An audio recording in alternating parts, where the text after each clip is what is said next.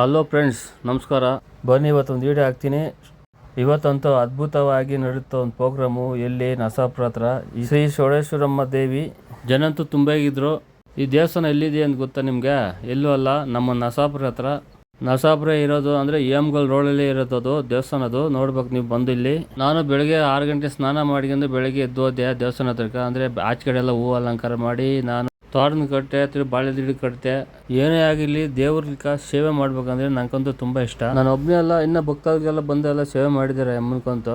ನಮ್ಮ ಪೂಜಾರಪ್ಪ ಮಗನು ಮುನ್ರಾಜ್ನು ಬೆಳಗ್ಗೆ 4 ಗಂಟೆ ರಾತ್ರಿಗೆ ಬಂದು ದೇವಸ್ಥಾನ ಒಳಗೆ ಎಲ್ಲ ಕ್ಲೀನ್ ಮಾಡಿ ನೀಟಾಗಿ ಹಾಲು ಮೊಸರು ಅಭಿಷೇಕ ಮಾತ್ರ ಸಖತ್ ಮಾಡಿದ್ರು. ನಮ್ಮ ಪೂಜಾರಪ್ಪ ಮಗನು ಮುನ್ರಾಜ್ನು. ಹೂವು ಅಲಂಕಾರ ಮಾತ್ರ ನೋಡ್ಬೇಕು ನೀವು.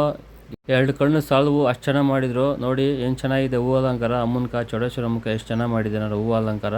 ನೋಡಿ ಚೌಡೇಶ್ವರಮ್ಮ ಮಹಿಮೆ ಪವಾಡ, ಅಮ್ಮನ ಪವಾಡ ನೋಡಿ. ಕೆಲವರು ಹೂವು ತಗೊಟ್ಟಿದ್ದಾರೆ, ಕೆಲವರು ಭಕ್ತಾದಿಗಳು ನೋಡಿ ಕುರಿ ಕೊಟ್ಟಿದ್ದಾರೆ 5 ಜನ. ಕೆಲವರೆಲ್ಲ ಊಟಕ್ಕೆ ಏನು ಬೇಕು ಐಟಮ್ ಎಲ್ಲ ಕೊಟ್ಟಿದ್ದಾರೆ. ಇಲ್ಲಿರೋ ದೇವಸ್ಥಾನ ಚೌಡೇಶ್ವರಮ್ಮ ದೇವಸ್ಥಾನ ಹತ್ರ ಅಂದರೆ ಭಕ್ತಾದಿಗಳು ಜಾಸ್ತಿ ಜನ ಇದ್ದಾರೆ. ಅಂದರೆ ಎಲ್ಲರೂ ಸೇರಿ ಮಾಡ್ತಾರದಂತೂ ಇಲ್ಲಂತೂ. ಯಾಕಂದರೆ ಆ ತಾಯಿನ ಅಷ್ಟು ನಂಬಿದ್ದಾರೆ ಜನ ಇಲ್ಲಂತೂ.